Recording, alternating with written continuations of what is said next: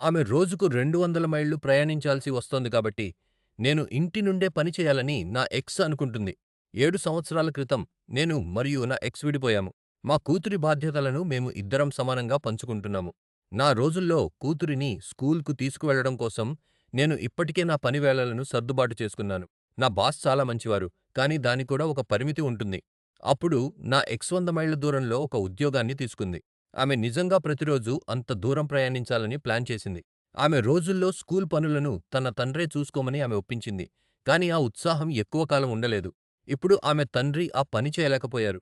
ఒక్కసారిగా ఆమె కంగారు పడుతోంది. ఆమె పరిష్కారం ఏంటో తెలుసా? వారంలో 3, 4 రోజులు నేను ఇంటి నుండే పని చేయాలని ఆమె కోరుకుంటోంది. దీనివల్ల ఆమె తన ఉద్యోగాన్ని కొనసాగించవచ్చు.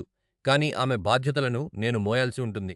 అది సాధ్యం కాదని నేను చెప్పగానే ఆమె విపరీతంగా కోపగించుకుంది. ఇప్పుడు నేను పాత విషయాలను వదలలేదని, పగతో ఆమె కెరీర్‌ను నాశనం చేయాలని చూస్తున్నానని ఆమె ఆరోపిస్తోంది.